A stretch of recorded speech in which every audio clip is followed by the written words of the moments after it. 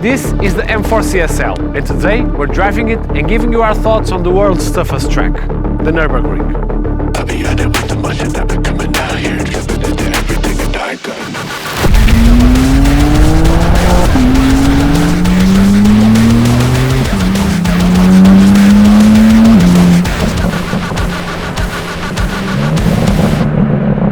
The twin-turbo 3-liter S58 delivers 550 horsepower, 40 more than the M4 competition. But as the motto at Tilmotorsport, power is not enough. The CSL sheds over 100 kilograms with a rear seat delete, carbon wood, trunk lid and even the bucket seats. The titanium exhaust not only saves weight, but also amplifies the aggressive car soundtrack. On paper, it's more than a capable car. But is it enough for the world's toughest track?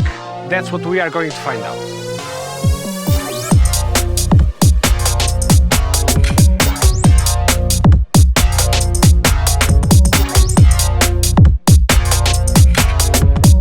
Since the beginning of when we bought the car, first I drove the car on the road and the car was feeling very hard, very stiff on the road.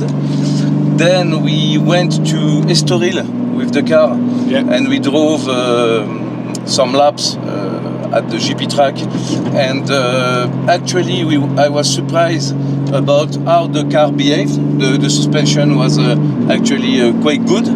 It was feeling very stiff on the road, but actually good on the GP track. And then I drove the car for the first time at the Nürburgring yesterday, because I never drove the car at the ring. And then it was like catastrophic. Not what you expected, right? Not what I expected. Too soft, very no precise, and I wasn't very impressed about the suspension. So yes, I told yesterday suspension was a beep, but I mean we need to see about setuping maybe the suspension for the ring. And it's quite strange because this car supposedly was developed and tested at the Nürburgring. Tested and developing doesn't mean the setup they use for testing are the setup for let's say road legal delivery, where people they tend to give you a geometry which is for a road use and maybe some kind of gentleman driver days, but not focusing exclusively in a track use. But yeah, we're gonna have a look about that, and yeah. So do you believe that is just a matter of configuration, that the hardware is here? Do you think it's just tweaking it? I guess. Yeah. I guess for the money they sell you the car, I guess. Yeah. But we've never really been, let's say, involving with this car. That car was more to be inside the collection, as long as with the M5 CS, and more like a showroom car when we do events to show the car and show to people who can see the car, because you don't see much M4 CSL out there, to give access to the car. But I mean, the target of customer who would modify a M4 CSL for a track use, it's maybe 5%, 2%. So it's not worth for us to invest on that. Yes. In the other end, this is why we concentrate on the M4 competition, the blue car, which there, yes, you have a more customer base ready to track the car. You can see here at the track at the Nürburgring, you have a lot of M3, M4, it's M2. one of the most popular platforms out here. At the moment, in the G platform. So yes, there it makes sense to invest and to develop the suspension as we do with Öhlins. But for the CSL, no. So now I will leave you. We are arriving. I'll leave you with some onboard footage of the CSL and Stephane is going to do the final review of the car, because I think it's the last lap of today with this, right? Yes, it only going to be one lap, and we're going to put the car on the car park with along the another cars to show some of our fleet and toys. Usually, even if our cars aren't rolling, we park all of them on the exit park. So if you visit Nürburgring, don't be afraid, come and meet us, come and take some photos and come meet our cars. We have every pleasure to have you guys with us, and yeah, that's it. Let's drive now.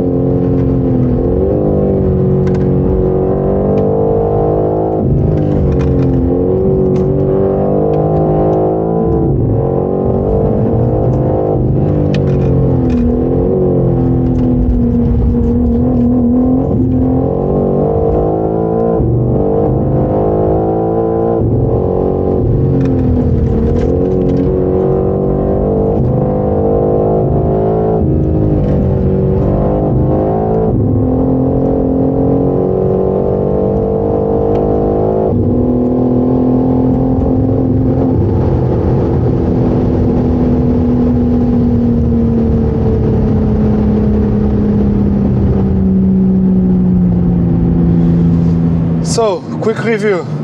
Same opinion? Definitely too soft and not good. Okay, so there you go. That's our opinion on the CSL here at the Nürburgring. And yeah, it's an amazing car. We are not saying that it's not an amazing car. It's an amazing car, but the suspension setup from factory doesn't suit the Nürburgring. Is not optimal and doesn't go well with the Nürburgring driving. Although Stephane's thoughts on the CSL seemed a little rough, he was still able to pull a lap of about 740 in a TF public session, bridge to gantry with slow traffic, cold tires and a dead weight on the passenger side. Not bad at all if you ask me.